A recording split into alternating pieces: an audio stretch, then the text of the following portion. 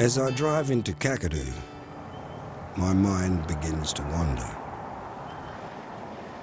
I haven't been back this way in a long time, and I'm curious to see if it's changed.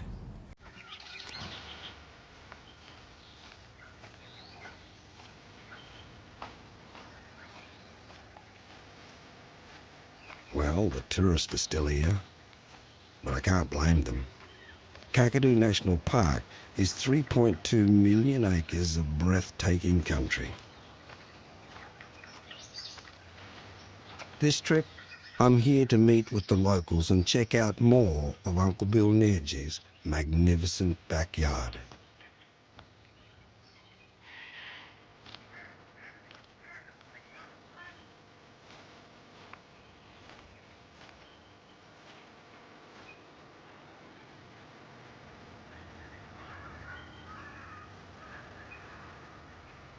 Tomorrow is going to be a big day. I'll be flying by helicopter all across this area. But after a long drive, right now, I just want to soak up the landscape.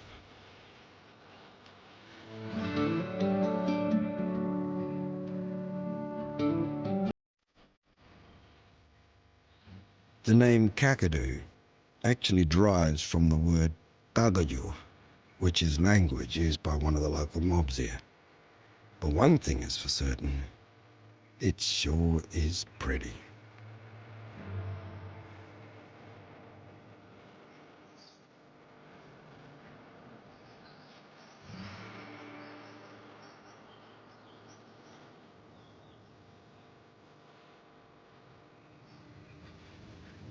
Hi, Steve. Ernie, how you going? Good, mate. How you doing? Yeah, good. Ready to go for a fly? Oh, yeah. Things will look a lot clearer from up here, except for the smokes. Yeah, this time of year they do a lot of, or the parks do a lot of aerial incendiary, a lot of burning to burn off the undergrowth, and it creates a natural fire break. They call it fire farming, and it's been going on for thousands of years, and it works. Which is good. It's very effective, very effective. There's a range of mine just here. The ore deposits were discovered in 1969, but they started mining in 1980 and reached full capacity by 1981. And at that stage, it was one of the largest suppliers of uranium in the world.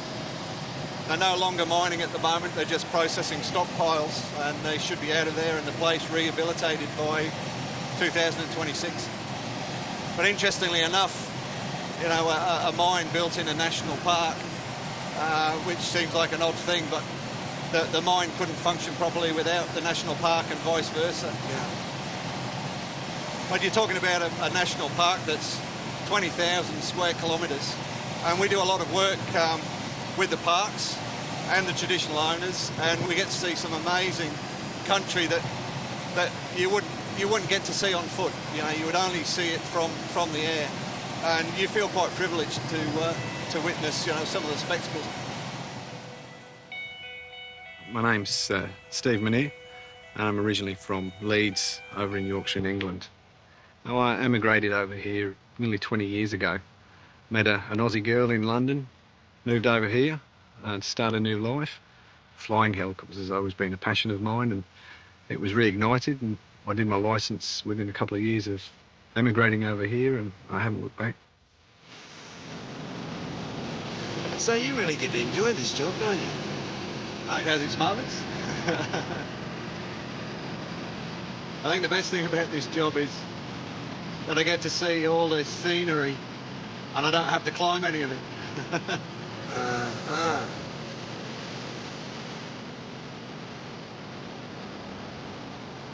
Where we're going to go now is we're heading towards what they call Dinosaur Valley. The reason Dinosaur Valley's been given its name is because it's got that prehistoric feel to it. The stone formations are quite remarkable.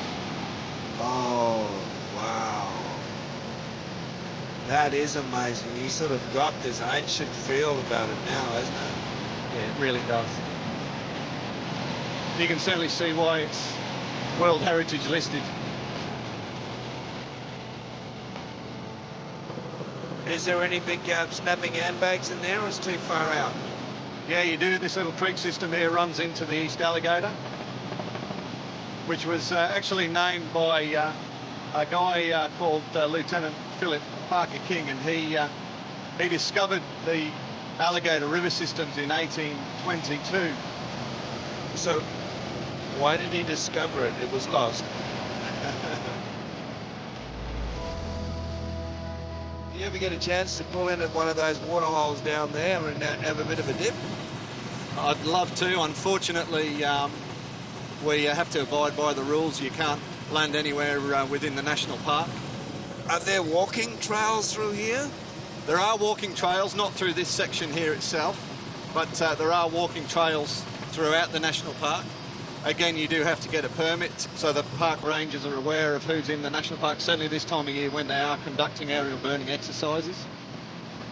But people often come through here and spend a week hiking through the escarpment country and pitching a camp on the top of the escarpment, you know, giving them a magnificent view over the national park.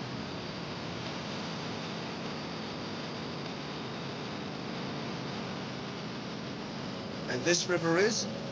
This is the East Alligator River here, which you can see is still flowing, but it's a shadow of itself in the wet season. You get that little chance of just to see all these beautiful colours with the stillness of this flow. Yeah, exactly. Yeah. You see all the little deep holes, and it looks extremely inviting. Oh, look here, big croc swimming along down there. Oh, he's a big fella. Yeah, he is. He's gone underwater, but now the crocodiles are pretty well fed here. There's a lot of barramundi and like I say, the calf buffaloes.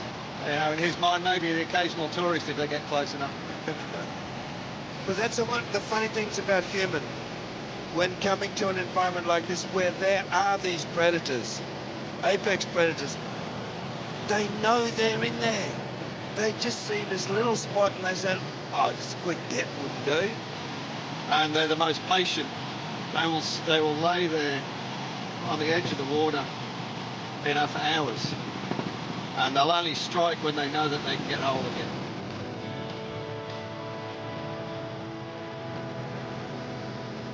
Big sea eagle right across the nose.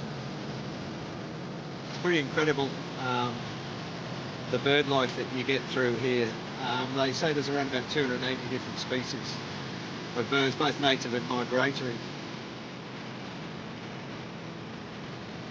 So up ahead here you can see where all the smoke is, where they've been doing some aerial burning, I would imagine. This is Magella floodplain country.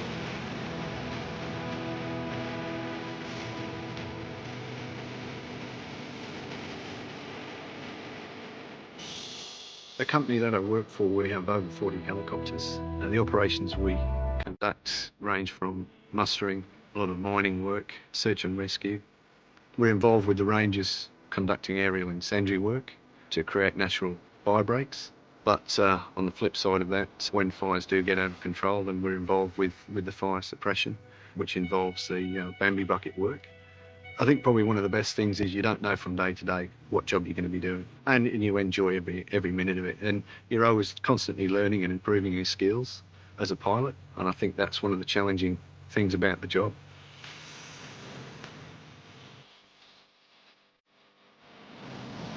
Yeah, I'm very fortunate that the company that I work for encourages us to take the families, our wives and kids for a fly around, you know, so they can appreciate what sort of job that we do. Although a lot of the wives and partners don't think it's a real job. My family back home are very proud of my accomplishments since I acquired my licence. And probably one of the most memorable moments I experienced was when they came over and I actually got to take them for a fly. Yeah, it was quite emotional, for all of us. I flew Mum and Dad over Kakadu to the wetlands, which was spectacular. This would probably have to be one of my favourite places within the national park here. Everywhere you look, it's like a postcard shop.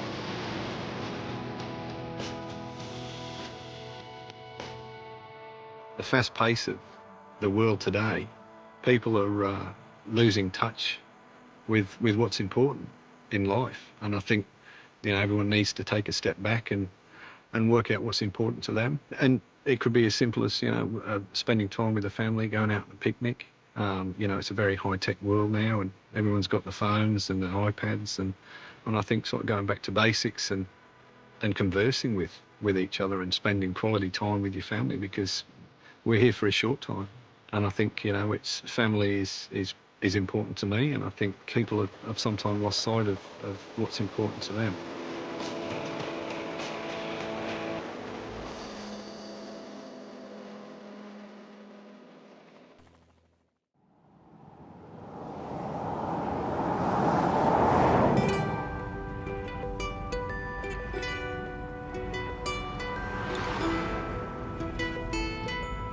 After seeing Dinosaur Valley and the East Alligator River, it's definitely time for a change of pace.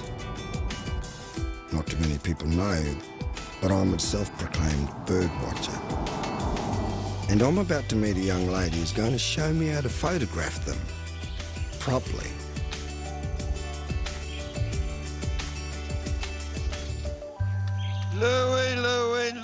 Louise. Hey, Hey, mate, how you doing? good. How are you? I'm good. I was just over there checking out some of those birds over there. Yeah, Like, this is nice, isn't it?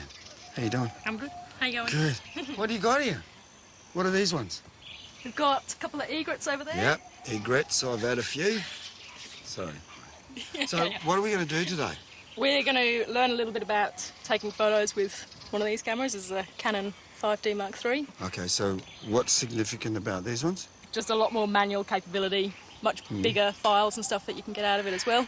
So yeah, a lot more flexibility to get the results you want. Oh, cool. You got two. Yeah. Can I have one? I've got two. One for you. There you go. This is nice. We're fired up. All fired up. Wow. All I can say is the lens is dirty.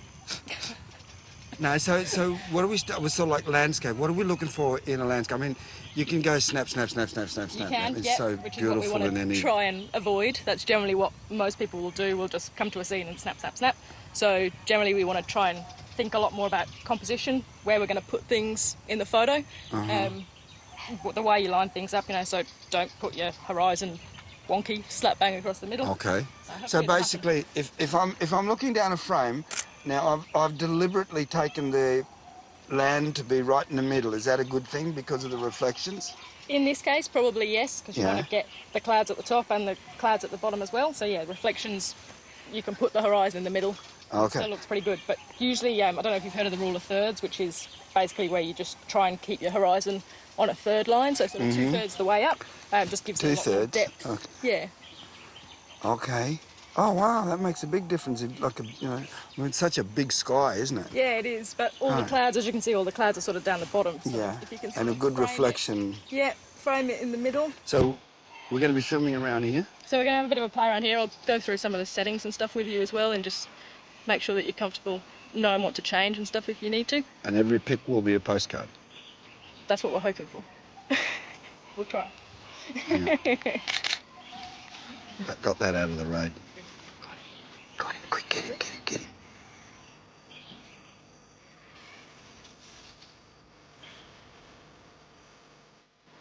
There's crocs here. Yes, lots. So the sign out the front recommends there's a croc in here. Yeah, I'm going to say more than one. Okay, snapping handbags.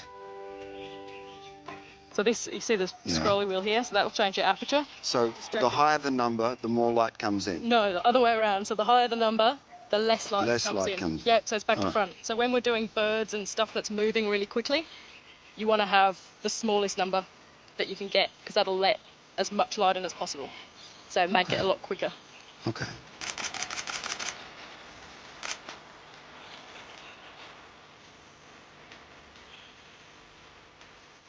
What? Oh, here we go. That's better. Oh, wow. Hey, I can get used to this. Clouds look really beautiful in the water.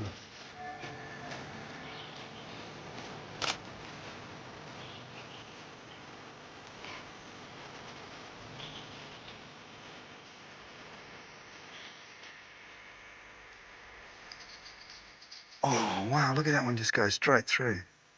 The egrets look absolutely, they've just got that beautiful, majestic feel about them. Yeah.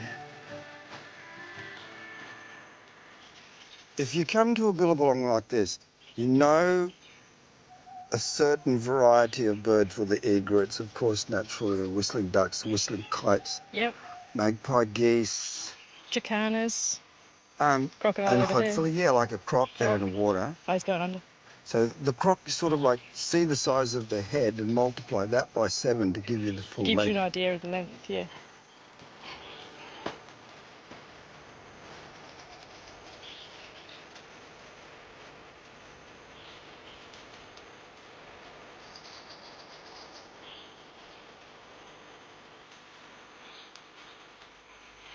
What makes you get up in the morning and fight those mozzies just for waiting for a bit of sunlight on birds?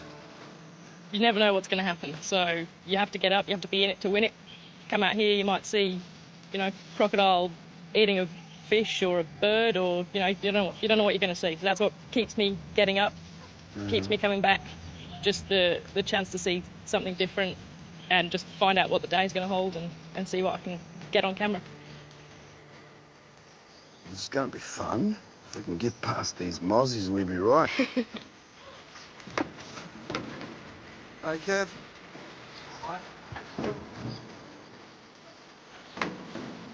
Thank you. Please.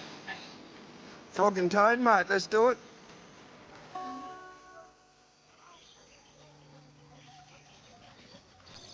Mozzies are friendly. Oh, who's that? Oh, yeah. That's a brown heron, night heron. You're probably just going home to bed. What do you like about this time of the morning? Everything's just coming alive, everything's starting to wake up, so all the birds are active. So, you're from where? I'm from just outside Birmingham in the UK. So Black right country. Right in the middle. Concrete. Lots of concrete, grey skies, Yeah. cold weather, Yeah. bit of rain, Bit of grumpy people around. a few grumpy people. So they changed from there to here. Huge. Yeah. So Well, I mean, it's obvious. Here, it's unspoilt, so it's just complete bush. It's wilderness. There's obviously nowhere near the amount of people here either. I can get up in the morning and go for sunrises and not have to worry about rugging up. I've just got the shorts and t-shirt on any time of day. It's just relaxed lifestyle, beautiful nature, scenery, sunsets. Can people go out with you, or you like a photographic club? Yeah. So I do like sunset photo lessons in and around Darwin. So usually I focus on somewhere beachy for sunset. So I go through all the basics of how to use your camera. There's lots and lots to learn, but I try and give a little bit of a snippet in a 2-hour lesson around Darwin. Oh, there we go, it's push-pull. Oh, yeah, well, that's even better now. Where's that bugger there? Oh!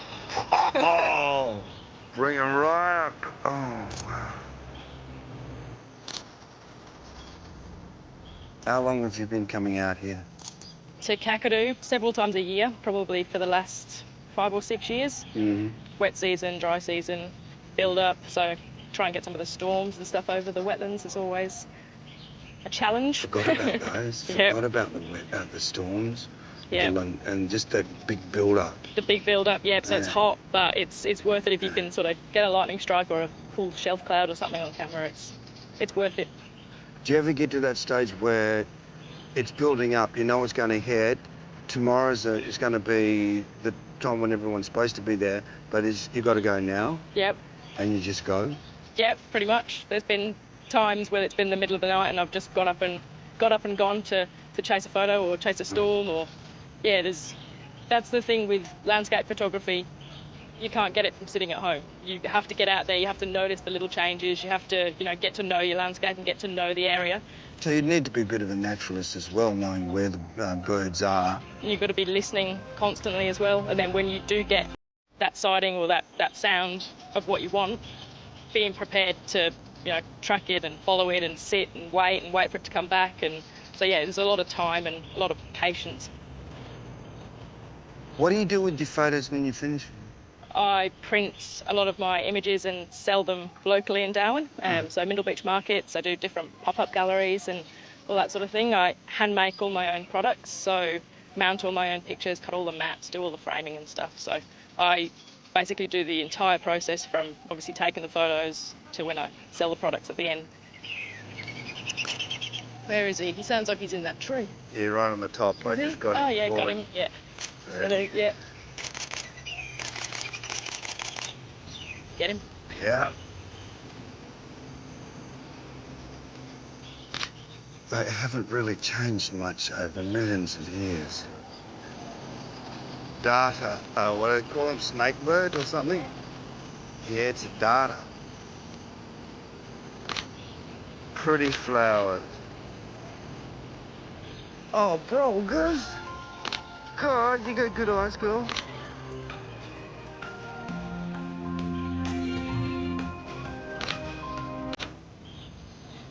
Oh, here we go. The data's a little closer now. Looking at us if to say, hang on, I've got more things to do yet. I'll go sideways so I can get his Breakfast time. He should fly off and go and get himself some fish. Right, see if I can get this fella. Yeah, what's that? Egret? Yeah. Yeah. Look at them all. Yeah. Egrets, magpie geese. Look at that.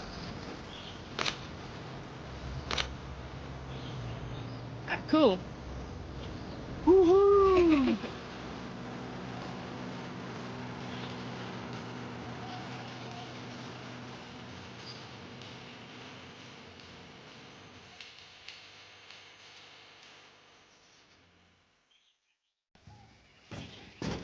Neville! Hey, Eddie. Hey, mate. I'm good, Connor. How are you? Are you ready to cruise with me? Absolutely. Let's cruise. Let's do it. All yours. Nice on the river for a change. Neville is from the Binning people, the traditional owners of this area. He's kindly offered to take me on the East Alligator River to hopefully see a few crocodiles, or as his mom called them, gingers. Yeah, look there. Wait. Yeah, what's that, about 7 foot, 8 foot? Yeah. Plastic one, eh? Oh, I'm not sure about that. We'd go there and bug him with a stick, and if he moved, we'd get out of it. If you go. Yeah. Just up here in front here, brother. This crossing here, what's this one? This Kale, isn't it? This one's Cow's Crossing. Yeah. Left-hand side, we got Kakadu National Park. National Park. Right-hand Over to the other side, Arnhem Land, Arnhem Land. Aboriginal Reserve. And this crossing over here, during this time of the year, that you can get access and drive to both sides, to Arnhem Land and Kakadu. But over the wet season, this will become impassable. But down the bottom, it's got a rock bedding. 1,000 years ago, where people would walk onto this rock or jump onto the rock to another rock and over to another with no water on their feet. Hello. Seen any crocodiles? Yeah, a couple. One down here. Yeah. One here, is it? Yeah. You want I can send him up for you? Yeah, now, what's happening here, sometimes people that they make attempt to get across, like here. Like this now, one we've got a here, little car coming across from the other side, and it's now safe to cross, but never safe across when that tide comes in up to 0.4, Yeah. and with that car can get washed away over to the other side. Because he got no weight on it. Yes, they haven't got that weight on them. We had hundreds of cars that got washed away over here Yeah? at the same crossing. Even a semi-trailer got washed away too. 2 semi-trailers that got washed away a couple of years ago. Okay, let's go and see if we can find some more ginger Yeah. and some big ones too.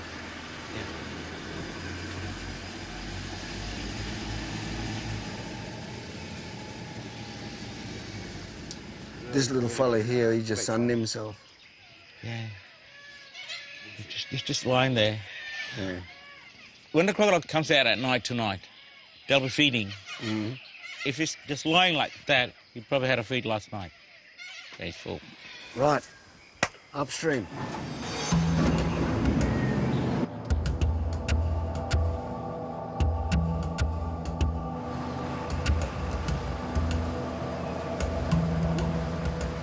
So there's a lot of crocodiles on the river here. And we will be seeing more coming. When? It's coming to a cycle of mating season. Oh, okay. And when that comes in, So how many would you be along this river at about that time? we're looking at 300-400 crocodiles. Do the crocodiles play an important role in the river? Oh yes, very important to all the bidding people in Arnhem Land. We respect the area, we respect these reptiles. We respect this animal for so long, over thousands and thousands and thousands of years. We believe that Dinga, that once upon a time, he was a man.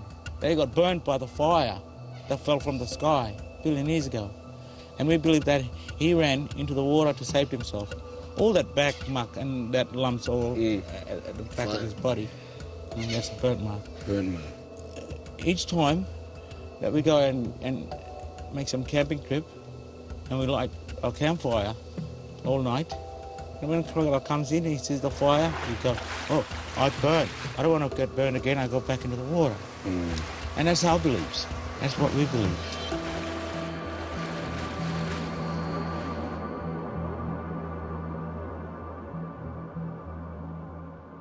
We filmed Crocodile Dundee too around here.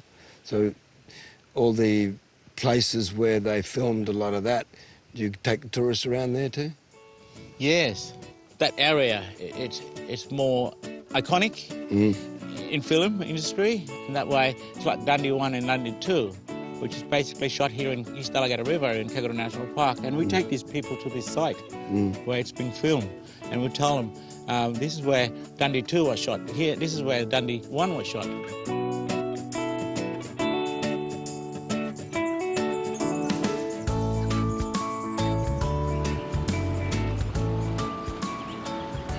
Being a tour operator, what did you used to do before that?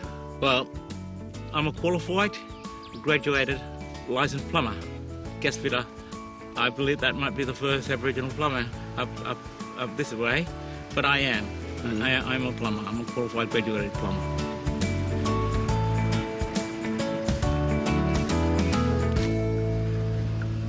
What do you like about your job?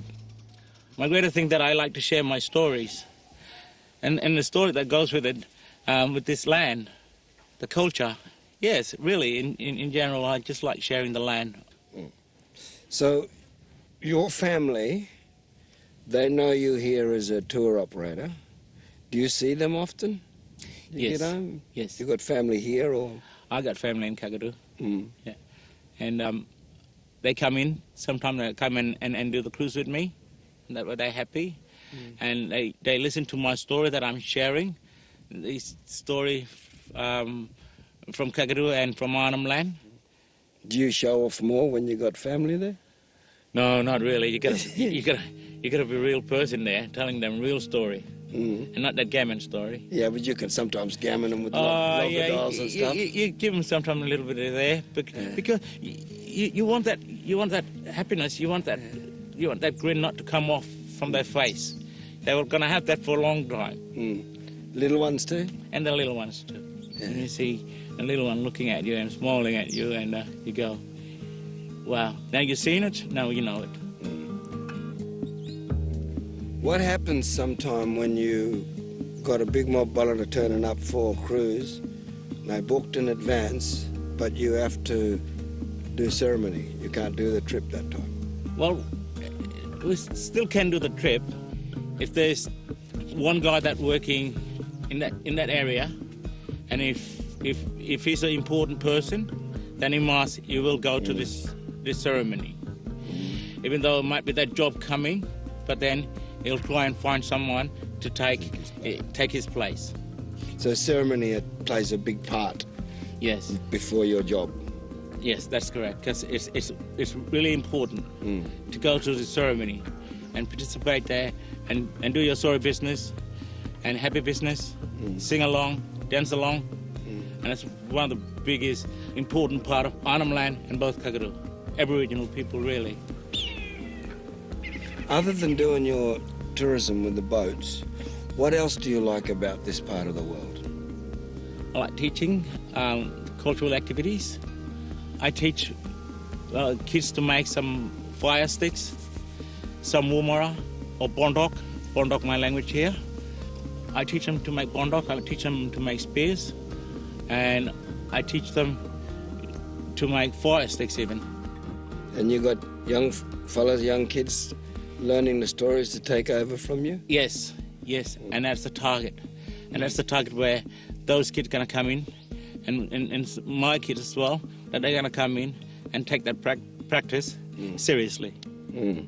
The only thing is, if they commit to do that.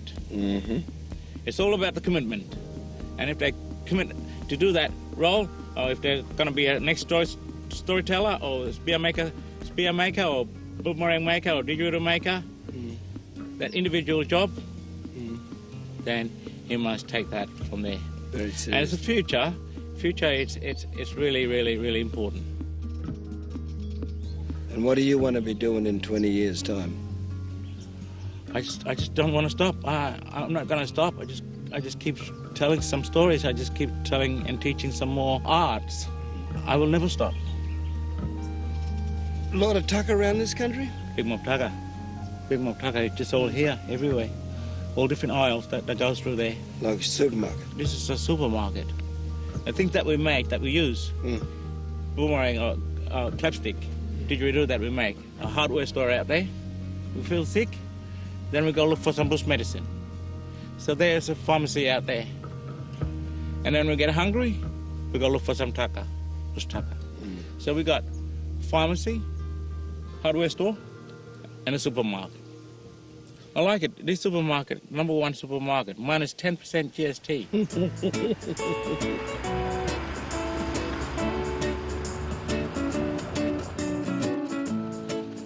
The most important thing that in this world, for all human and everybody out there, is listen, respect, and that's the 2 keywords that I will give you. Listen, respect. If somebody doesn't listen, he doesn't listen. Always listen, respect.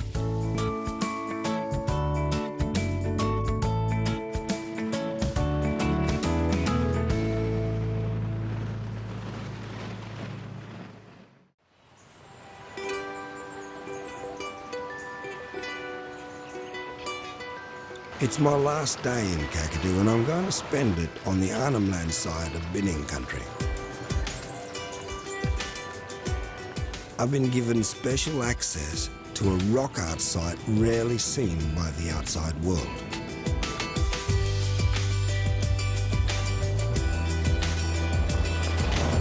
And I'm fairly certain it's going to be, just like my guide Trevor, very interesting. Made it. Well, this is it, Ernie. What we good. call the Mountford site. Climb up here, so you can see which way they've got to come after.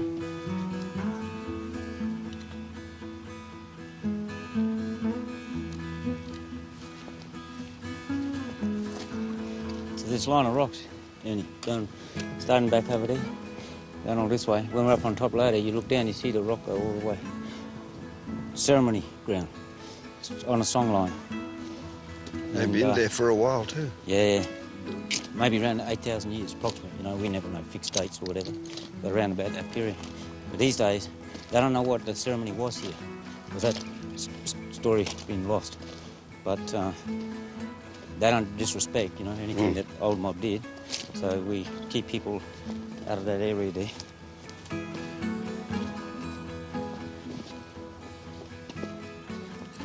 This site here is get a lot of tourists in already, or No. no? This one, the elders just opened it up last year for visitors. And we're going to use this one to, part of the training program with our young rangers. Yeah. It's a shorter tour, like this afternoon, smaller groups, high fitness level. Oh, you need a high fitness level. Yeah, and then we build this one up.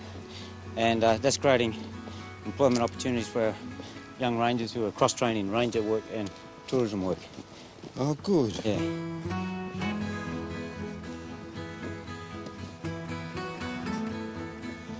What, you part mountain goat as well? Oh, yeah, I used to be a lot fitter when I was a young fella. Yeah, I know the feeling.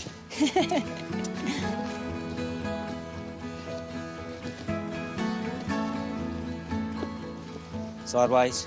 Oh, she's got to open up now. I've got to stop looking at the scenery. Yeah. Well, yeah, see, they had a good view. That's a common access corridor for family mob, their business.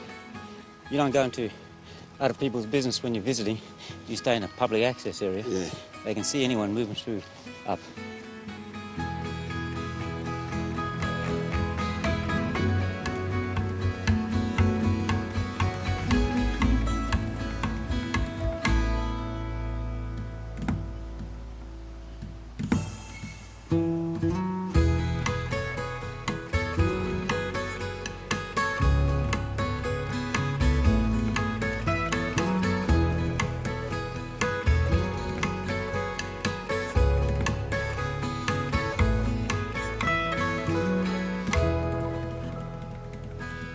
Into the shelters, eh? We've got shelters all along here. It goes for about 80 metres up there. This one is like a nice big spacious one. Heaps of artwork, as you can see. Up on the ceiling, all along the side wall there, all around, all the way up around the corner there. Some classic X-ray art. Yeah, that's the last style, you know, when the European mob arrived, the elaborate X-ray style. The cheeky mullet, when they break his neck, you see that species straight away, it's cheeky mullet. Yeah, because he's cheeky, you know, you leave him on the side of the bank when you're still fishing, you know, because you've got no fridge, you know, you're just going to flick-flack him into the water, he's cheeky, break his neck. Crocodile? Yeah, a couple of file snakes over there, they paint them in pairs more further along when we go there.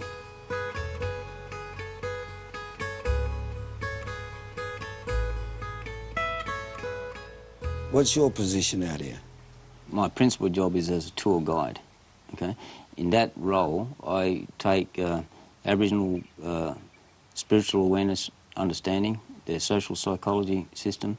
I interpret that into modern framework so people can understand it, because if they don't understand the symbols, they don't know what the stories are telling them. Mm. So I present it in a way that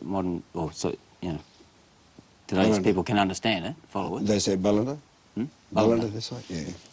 And so that's what I'm doing for the most part, and in the background, you know, within our association, we got to support all our members across the board, whether it's our Nunmar Rangers or maybe there's a sorry business coming up, and, you know, we've got to be supporting.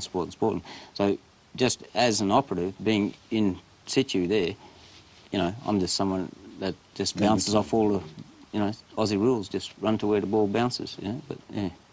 As a tour operator, finding new things, I mean, this area that we're in, for instance, is it's new as well, isn't it?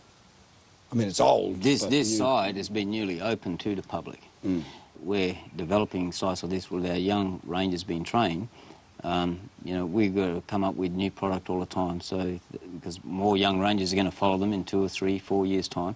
And, you know, people want immersion with binning, Aboriginal people. And so that's what we're developing, you know, training them up with all the tickets and licences and confidence and whatnot to bring people. They love sharing the stories and, you know, bringing visitors into a place like this. Is there any larrikins in this group coming through? Huh? You smile. Like you. I mean, not like me, I mean, you know, yeah, of course. Always, always. Larrikin is cheeky, right? Mm-hmm. Right? Some can be cheeky, but in context, they still got respect when they know they should have respect. If they don't, they're soon going to find out, you know. Yeah. There's always characters. I mean, you met Neville yesterday. Yeah? Yeah, I mean, Neville's definitely a character, you know, and he's excellent on the boats when he's doing the boats there. The people love him. Yeah. And that's what people want to, you know, they want to see someone singing, you know, to the country and sharing the stories and whatever, you know. What do you like about this country? Oh, mate, it's just magic. I'm not a city fella. Yeah. Yeah, I mean, I just got to be in country. That's full stop. And here I love it because I grew up. I didn't grow up specifically here, more down. But when I was a youngster, Dad used to work for he was in plan printing with Transport and Works, so everything that went through the government, right, he knew about it because he was printing the plans. He'd go, hey, come on, kids, we're going to look at this bridge. We saw that first bridge get built. Hey, kids, we're going to look at this bridge. We saw that second bridge get built, you know. So, I still got to see a lot when I was a kid because Dad knew where things were happening and he would just want to go and have a look.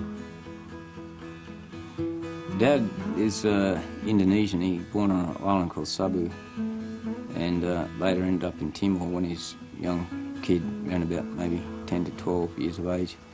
And he came to Australia in the, under the engine of a DC-3, so that's in the wheel bay where the wheel goes up. And, you know, pretty nearly killed doing that, and then he ended up in hospital. But when he arrived here, he was in the middle of the Keep Australia White policy, so he's automatically an illegal immigrant. So when he was in hospital there, Auntie Jane Christopherson, she was a young trainee Aboriginal nurse there at the time, she adopted Dad, you know, as Aboriginal people would. That's not a formal adoption, that's just, you know, someone need looking after, just take to that person, adopt Dad. So Auntie Jane is half-sister to Big Bill Naji, who set up, well, principle behind the movement to get Kakadu National Park formed. When you left school and went, you know, you're in top end of Australia, you had aspirations of getting out, you know, going to see everything south of here? Yeah, I went and worked in Alice Springs. That's a long way. And then I had 8 years on and off in Sydney, nearly 2 years in Melbourne, Singapore, Tahiti, La Reunion, France, Germany. And coming home, how does this country compare? We connected to country. And me personally, not, you know, anyone can say that, but that's how I feel. This, you know, this home, this country. Doesn't matter. I can go, do a project, I want to come back here. Always, yeah. In this area, which would be something that's closer to your heart? I don't really have any favourites, you know. I'm interested in everything. So I love the you know, the sites, the artwork, the community, the people, even the humbug stuff, you know. Just sometimes you got to go, well, that's the way it is, and you just learn to cope, accept, whatever, and just do the best you can, move through it. But the whole interface with people and country, you know, so it's pretty much everything. All these beautiful paintwork here. It's been here for layers upon layers. Yeah. We should have a look at them, eh? Yeah, no worries, man. You'll have to explain a couple to me while we're here. Yeah. Okay. Well, we got one painting up here we're going to go and have a look at. That's that song line that we're looking at, walking on down the bottom there. And that's a real key feature of this site, okay? So just mind your step there, Ernie, as you come through here. Okay. And what we're going to do, we're going to go up. You just follow me. I'll follow you. Yeah. And you're taller than me. It's probably going to be easier for you anyway. Really? But what we want to do is get up on here like this, put our feet there, and lean back on this fella. You all right? Yep. Okay. So. Oh, wow. Pretty cool, eh? Oh, pretty cool. What we got here, Ernie, you see the line there and all those little dots? Yeah. They're the rocks that we just walked past down the bottom. So that ceremony ground and on that song line, and they painted it here. You see all the mob dancing there on the top. You see all their shields and their bondoks, woomers, laying down on the bottom. You know, weaponry stuff laying on the ground. When you're doing ceremony, it's nothing to do. You know, if you're doing a spear ceremony, you got the spears. If you're doing shield ceremony, you got the. There's obviously ceremony for something else. All the weapons are on the ground there. You see underneath each rock, they got the line going down. That's the energy that's connecting to that song line. You know, when they're singing, and you see all these little doof, doof, doof, that's their singing. You know, like in cartoons today, when someone expresses something, you know, but instead of a little bubble or whatever, that's just those marks, that's singing. They're more or less like a Bradshaw-style painting, aren't they? Yeah, a lot of people have said the Mountford is similar to Bradshaw. Different place, different fellows found them. One called Bradshaw, one called Mountford, but similar. Yeah, similar. Why do they have to be credited with it? Oh, that's the first fellow that wrote it down in English. Oh, more around the place. Yeah, look at the aura around this entity here, and then all the people around it. All of this stuff's through here, all of this stuff behind us. It's just massive. It's massive. And I love this one. On the roof. You see this? You see this fella here? Yeah, yeah. That bird is stealing fish out of the basket. They still do the same thing today. When you use a throw net to get live bait, and you put that fella in the bucket, and then you walk to throw the throw net again, and you hear the noise in the bucket behind you because that jabberoo or whatever it is, he come to get the fish. Well, they had the same problem back then. So this would have been done with a kind of resin, wouldn't it, rather than a paint? The ochres they're using, that's the red, the orange Are they to the ochre? yellow, and the white, and the black is a charcoal. And the red is a stain in the rock, never wash off. So we don't know how far back they were using other colours, because the really, really old stuff is only the red that's left, and maybe they only ever used red back then. We don't know, okay? When I was a kid, and we used to go walking in the bush with Dad all the time, and we used to see the peacefulness in those bush camps between Bagot and Colourluck there. And then when the alcohol came in, when I was 6 years of age, everything turned upside down. But I still clearly remember walking with Dad, walking along and seeing mob making didgeridoo or spear or, you know, cooking up something, and how welcoming and peaceful. When I come here, I'm back in my childhood.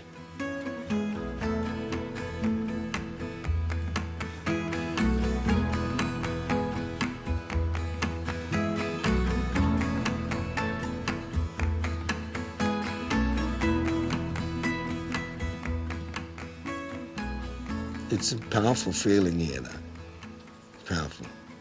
My main concern is that I'm going to let the sun set on this here, and I'll be well off it before I get down there, because sometimes the protectors from this area, or the little fellas who run around these rocks at night, may follow you home and wake up in the wrong place and get upset.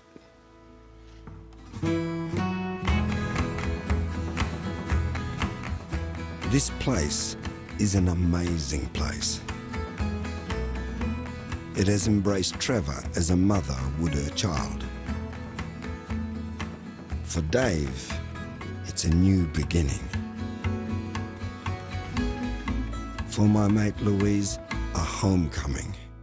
And for Neville, it's as it's always been, timeless.